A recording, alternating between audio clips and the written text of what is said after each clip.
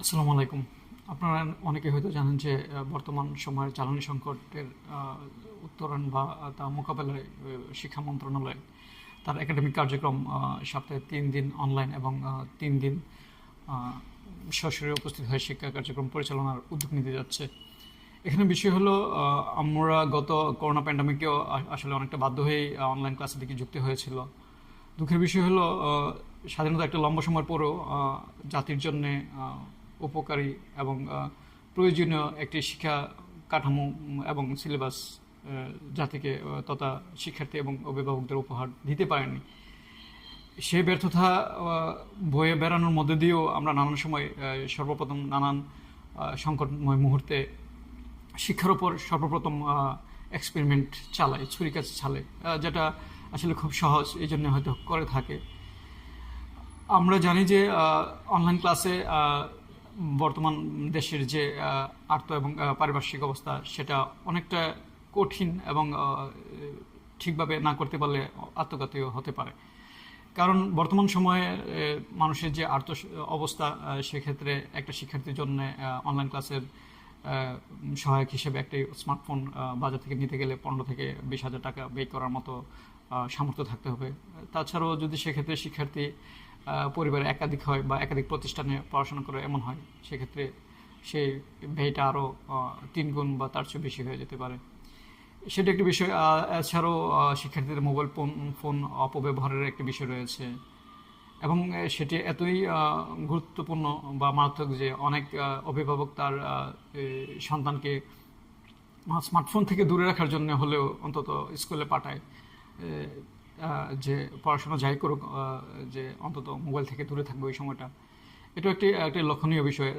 তাছাড়াও দেশের যে সার্বিক নেটওয়ার্কিং ব্যবস্থা, ইন্টারনেট পরিষেবা, সেটিও আসলে অনলাইন ক্লাসের জন্য আসলে ততটা উপযুক্ত হয়ে এখনো ওঠেনি।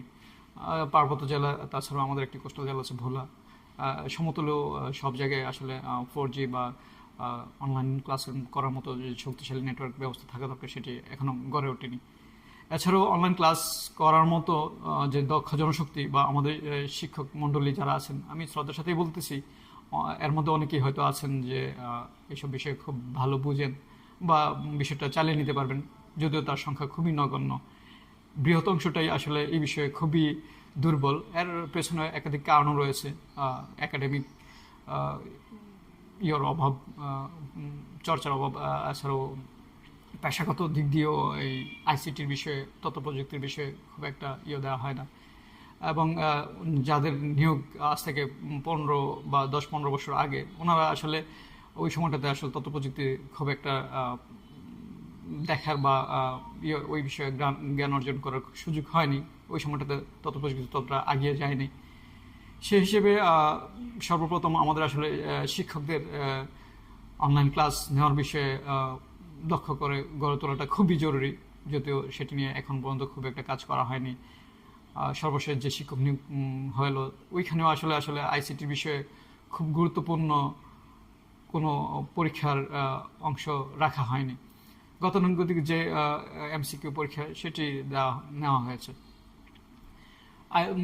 অনলাইন শিক্ষা ব্যবস্থার জন্য প্রত্যেক শিক্ষককে ক্লাস নেওয়ার মতো প্রেজেন্টেশন তৈরি করা, অফিস অ্যাপ্লিকেশনগুলো চালানো, ট্রাবল শুটিং, যেগুলো আসলে এখন প্রত্যেক পেশাজীবীর জন্যই গুরুত্বপূর্ণ। কারণ এই একটা সময় এসে আসলে তথ্য প্রযুক্তি আর অপশনাল করে রাখা, করে রাখার, ঐচ্ছিক করে রাখার খুব একটা সুযোগ নেই। এটা এখন আবশ্যিক বিষয় হিসেবে আসলে সামনে চলে আসছে।